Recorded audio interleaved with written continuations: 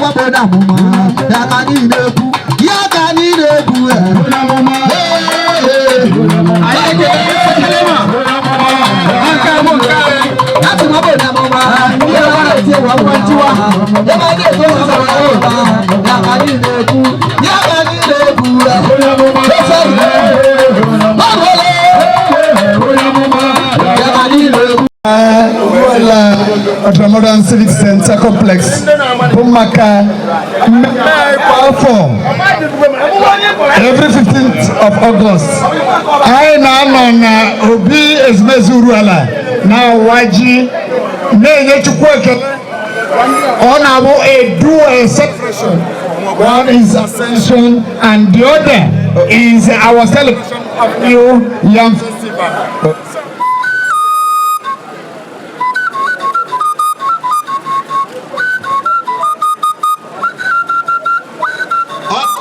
Hello. Honorable Barrister Mrs. Ifeoma Charles Ume, Honorable Special Advisor to the Governor of Imo State on Poverty Alleviation.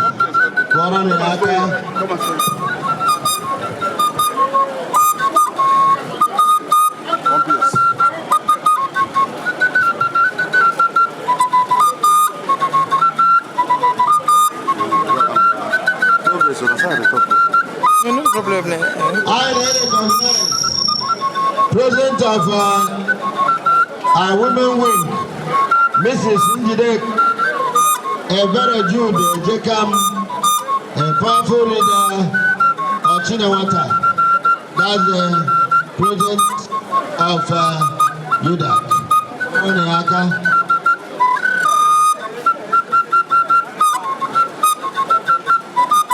While we are waiting for the arrival of His Royal Majesty, I recognize now never on a high table the chairman of UCA on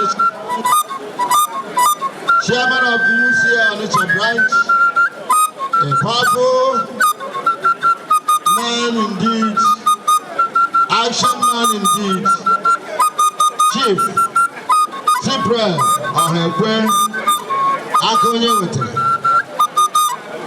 my boy, okay, me. Labor. And my boy, okay, me. My dear,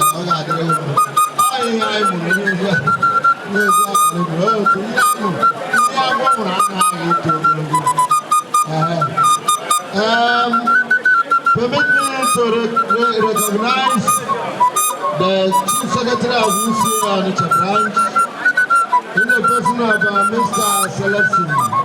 I'm in the booth.